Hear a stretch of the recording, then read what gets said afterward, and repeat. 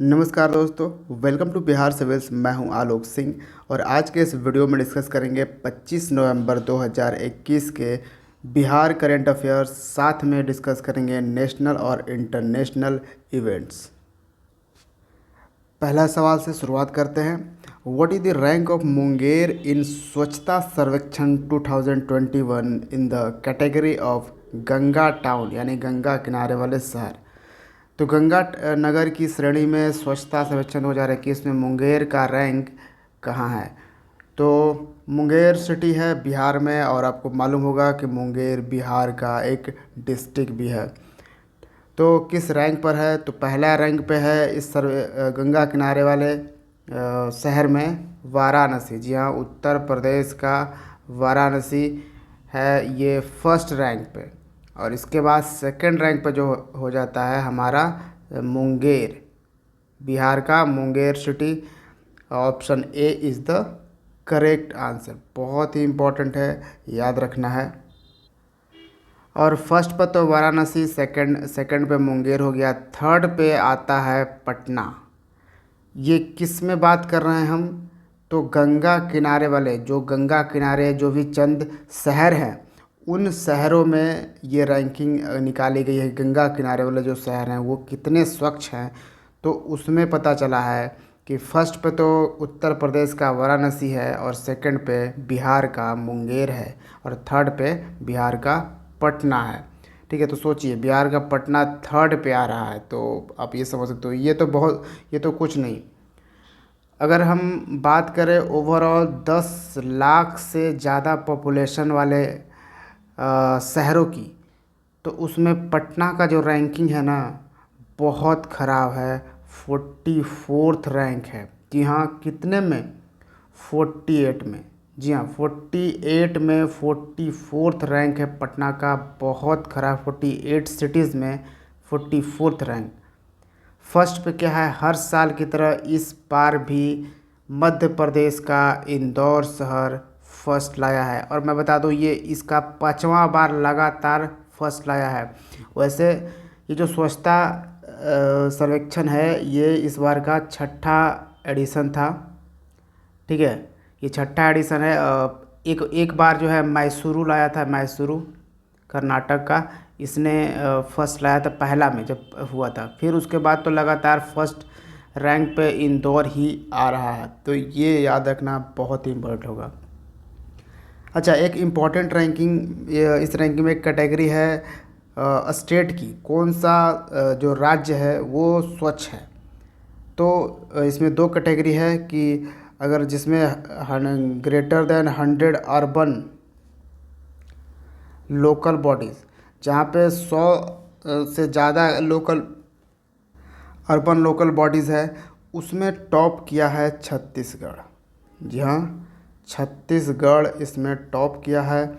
और इसी रैंकिंग में बिहार का आता है रैंक 17वां रैंक है इसमें। ठीक है, और जिसमें ये जो 100 से ज़्यादा लोकल बॉडी, अब 100 से अगर कम लोकल बॉडीज़ हो, ठीक है, 100 से कम लोकल बॉडीज़ वाले में कौन सा राज्य टॉप किया? तो हमारा पड़ोसी राज्य झारखंड।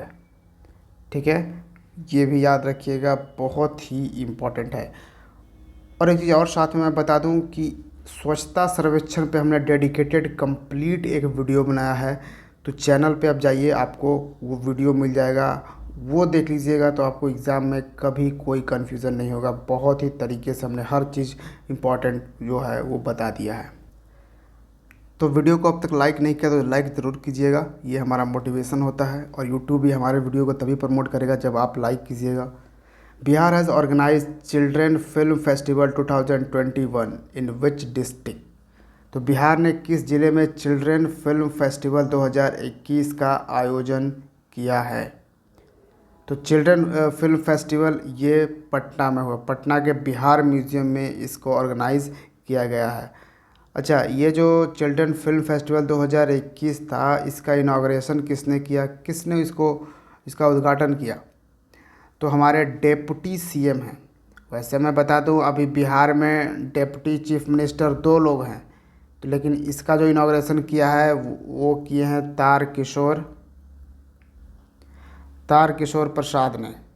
ठीक है, ये याद रखिएगा। और एक चीज़, ये तो हमने बिहार के पहले एक डिप्टी सीएम की हमने बताया। दूसरे जो डिप्टी सीएम हैं उनका नाम है रेणु देवी।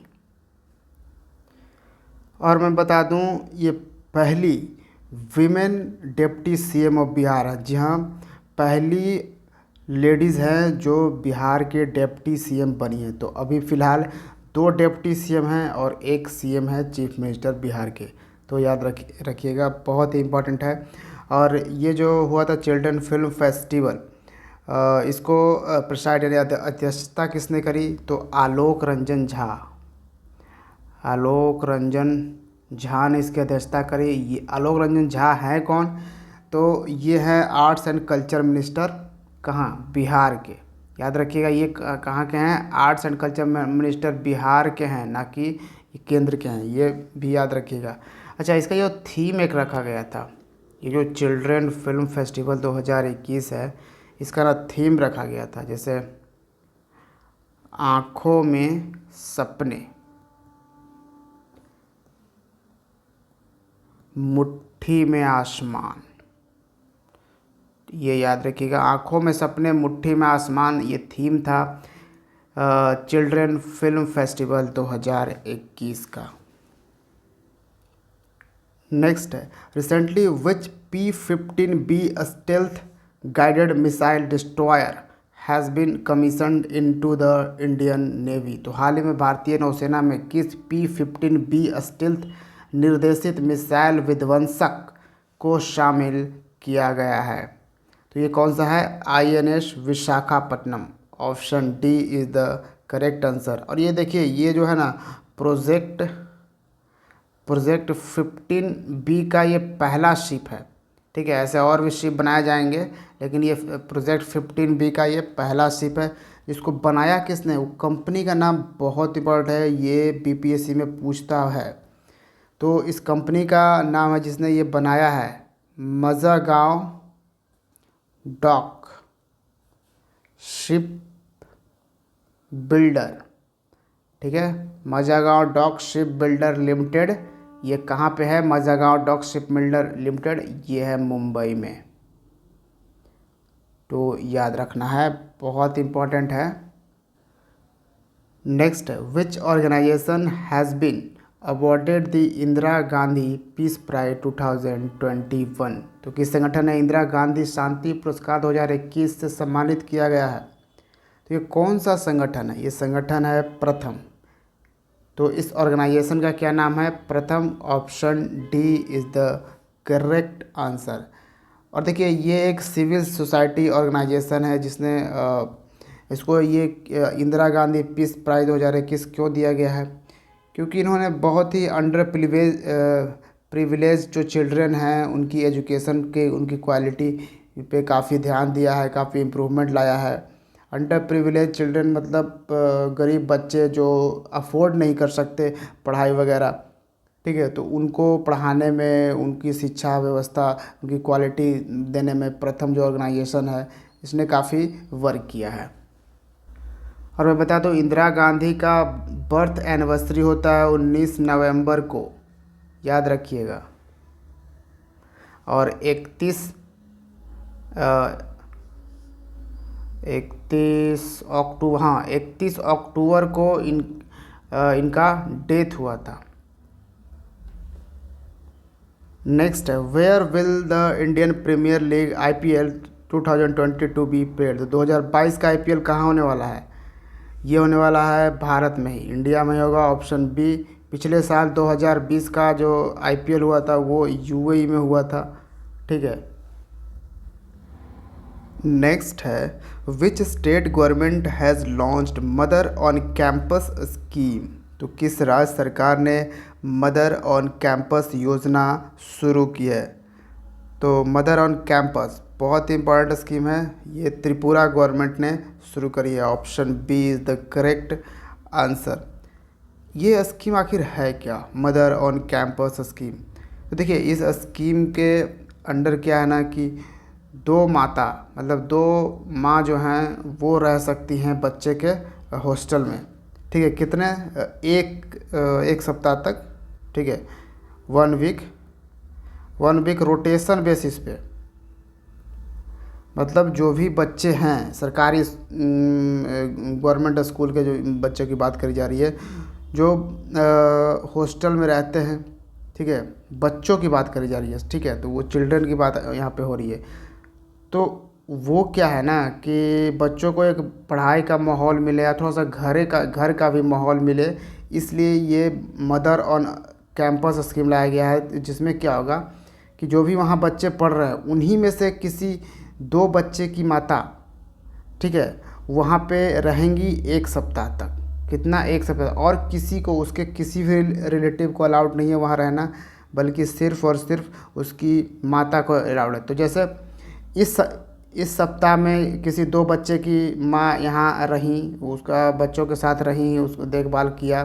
ठीक है, उसके बाद क्या होगा, फिर दूसरे दो बच्चे का माँ अगले सप्ताह में रहेंगी। तो इस तरह से रोटेशन बेसिस पे यहाँ पे रहेंगी, ताकि बच्चों को भी ना एक माँ का प्यार, एक माहौल रहेगा घर का भी, और वो अच्छे से कंसंट्रेट कर पाएंगे पढ़ाई में। तो इसलिए ये इस स्कीम का ये ऑब्जेक्टिव है। तो याद रखिएगा, त्रिपुरा गवर्नमेंट ने ये किया है। और त्रिपुरा का सीएम कौन है अभी, मुख्यमंत्री? तो बिप्लब कुमार देब हैं। ठीक है, ये बीजेपी से ही है। और गवर्नर हैं त्रिपुरा के सत्यदेव नारायण आर्या, याद रखिएगा। और त्रिपुरा का कैपिटल कहाँ है, याद है? अगरतला, याद रखिएगा। और बस याद रखिएगा चीज़ें। नेक्स्ट सवाल है, recently who has been honoured with Vir Chakra? तो हाल ही में वीर चक्र से किसे सम्मानित किया गया है, इन ऑप्शन से बताना है। तो वीर चक्र से सम्मानित हुए हैं अभिनंदन वर्तमान, जो कि अब विंग जो पूरा कैप्टन है, कैप्टन ऑफ द ग्रुप। अब इन्हें मतलब प्रमोट कर दिया गया है। ऑप्शन सी आपको पता होगा, बालाकोट स्ट्राइक जब इंडिया ने किया था, उसके बाद पाकिस्तान बौखला कर अपनी जो एक उसके फाइटर प्लेन था F-16, इसको हमारे एरिया में, भारत के एरिया में लाने की कोशिश कर रहा था, यहाँ पे बॉम्ब गिराने की कोशिश कर रहा था। उसी टाइम अभिनंदन वर्तमान जो थे, ये थे पायलट, और इन्होंने इसको खदेड़ दिया और इसको उसके मंसूबों को कामयाब होने नहीं दिया। तो इसलिए इन्हें ये वीर चक्र से सम्मानित किया गया है। तो याद रखिएगा। और देखिए, भारत में ना जो गैलेंट्री अवार्ड से दो तरह के, पहले मैं अवार्ड बता दूँ, एक सिविलियन अवार्ड और एक गैलेंट्री अवार्ड। ठीक है, गैलेंट्री आप समझ ही रहे हो, जो भी मिलिट्री के लोग हैं, मिलिट्री सोल्जर, जो भी सोल्जर्स हैं, उनको ये गैलेंट्री अवार्ड्स दिए जाएंगे। सिविलियन अवार्ड आप समझ ही रहे हो, जो भारत रत्न है, पद्म भूषण, पद्मश्री, ये सब है।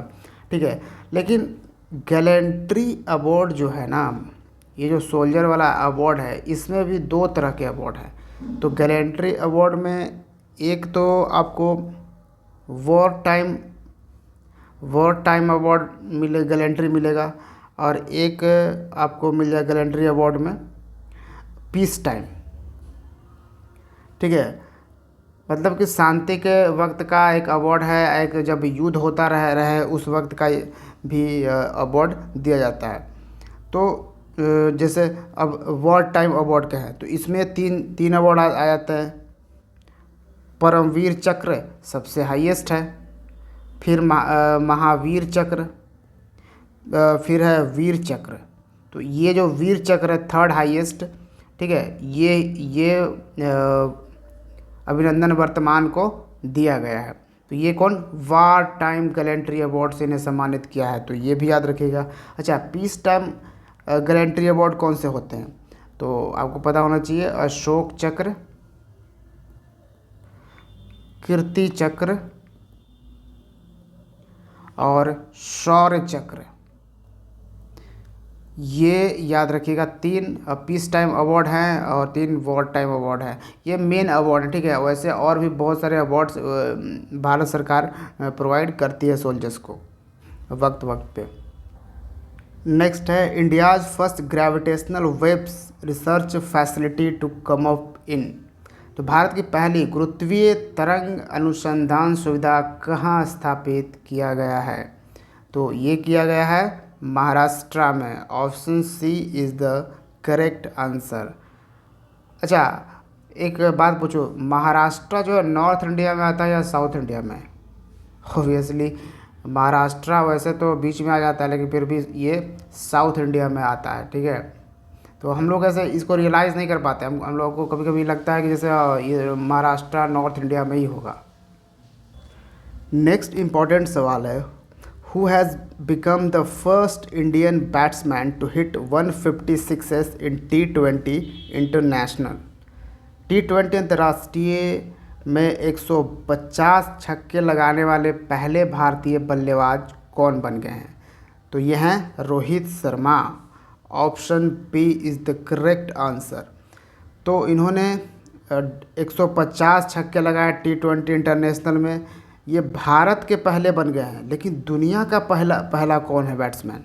ठीक है, ये भारत के पहले बैट्समैन बन गए हैं जो 150 छक्के लगाए हैं T20 इंटरनेशनल में। तो दुनिया का कौन है? तो दुनिया के हैं मार्टिन गुप्टिल। ये दुनिया में सबसे ज़्यादा T20 में छक्के लगाने वाले। कितने छक्के इन्होंने लगाए हैं? इन्होंने लगाए हैं 161 161 छक्के लगाए हैं T20 इंटरनेशनल में, मार्टिन गुप्टिल। ये है कहाँ के? न्यूजीलैंड, ठीक है। तो ये याद रखिएगा। और इसके बाद पूरे दुनिया में सेकंड में रोहित शर्मा ही आते हैं, ठीक है, ये भी याद रखिए। भारत में ये पहले नंबर पे रोहित शर्मा, लेकिन पूरी दुनिया में सेकंड नंबर पे है, फर्स्ट पे मार्टिन गुप्टिल है। अगर थर्ड भी जानना चाहें तो क्रिस गेल वेस्ट इंडीज़ का प्लेयर, क्रिस गेल ये थर्ड में है। इन्होंने 124 छक्के लगाए हैं T20 इंटरनेशनल में, तो याद रख सकते हैं। नेक्स्ट है, what was the profession of Gurmeet Bawa who has passed away recently? तो गुरमीत बाबा जिनका हाल ही में निधन हो गया, उनका पेशा क्या था? तो देखिए ये जो गुरमीत बाबा थी ये फोक सिंगर, जी हाँ ये लेडीज़ हैं। गुरमीत बाबा से आप मत समझिएगा कि जेंट्स हैं, ये लेडीज़ हैं। तो ये फोक सिंगर थी। Option B is the correct answer. 77 year age में इनका निधन हो चुका है। और ये जो पहली पंजाबी सिंगर थी जिन्होंने नेशनल टीवी दूरदर्शन पर गाना गाया था। ये पहली पंजाबी सिंगर के नाम से ये यहाँ पे जानी जाती हैं। Next, education minister Dharmendra Pradhan has launched centres for nano technology and centre for Indian knowledge system at home. शिक्षा मंत्री धर्मेंद्र प्रधान ने सेंटर फॉर नैनो टेक्नोलॉजी और centre for Indian knowledge system का शुभारंभ कहाँ पे किया है? किस IIT में? बहुत ही इंपॉर्टेंट क्वेश्चन है। ये IIT Guwahati. Option C is the correct answer. और ये IIT गुवाहाटी है कहाँ पे? तो असम में, ठीक है। अब बात जहाँ पे असम की आई है, तो मैं बता दूं कि असम सरकार ने एक बहुत ही बड़ा स्कीम लॉन्च किया है जिसका नाम है भ्रमण सारथी स्कीम। भ्रमण सारथी स्कीम में वो बेसिकली करेंगे क्या कि ये फ्री बस सर्विस देंगे, बिल्कुल फ्री ऑफ कॉस्ट। किन है? तो महिलाओं को और जो भी सीनियर सिटीजन्स हैं उन्हें ये देंगे। जो बुज़ुर्ग लोग हैं उनको ये फ्री सर्विस दिया जाएगा इस स्कीम के थ्रू। इतना ही नहीं, असम गवर्नमेंट ने एक और भी स्कीम लॉन्च किया था जिसका नाम था प्रज्ञान भारती स्कीम। ये भी बहुत ही इम्पोर्टेंट स्कीम है जिसके थ्रू ये 1500 टेक्स्ट बुक खरीदेंगे। 1500 रुपीज़ का एक्चुअली हर स्टूडेंट्स को दिया जाएगा टेक्स्ट बुक्स के लिए, ठीक है। जो भी गरीब बच्चे हैं उनको 1500 रुपये दिए जाएंगे कि ताकि वो अपना टेक्स्ट बुक खरीद सकें। क्या नाम है इसका? प्रज्ञान भारती स्कीम। फिर एक और था शायद भाषा गौरव स्कीम था एक, उसमें भी इसी तरह का कुछ था कि 21 साहित्य सभा इसमें गवर्नमेंट प्रोवाइड करेगी, टोटल 43 करोड़ रुपए खर्च इसमें किया था। ठीक है, तो ये सब याद रखिएगा। फिर चाह बगीचा धान पुरस्कार स्कीम ने लॉन्च किया था, तो ये सब आपको याद रखने की ज़रूरत है, बहुत ही। नेक्स्ट है, which city police has organise the job mela for women. तो किस शहर की पुलिस ने महिलाओं के लिए जॉब मेला का आयोजन किया। जॉब मेला में बेसिकली महिलाओं को कुछ कंपनियां इसमें आई, लगभग 5-6 कंपनियां आई थी, जिसने करीबन 300 के लगभग में जॉब वैकेंसी दी महिलाओं को। ठीक है, तो ये जॉब मेला किस पुलिस ने लगाई थी, तो हैदराबाद की पुलिस ने। Option B is the correct answer. Hyderabad जो है ना, कैपिटल है किसका, आंध्र प्रदेश? जी नहीं, तेलंगाना का ये कैपिटल है। ठीक है, तो याद रखिएगा, बहुत इंपॉर्टेंट है। और पीडीएफ भी दे दिया है हमने डिस्क्रिप्शन बॉक्स में। So thank you for watching Bihar civils. See you in the next video. जय हिंद।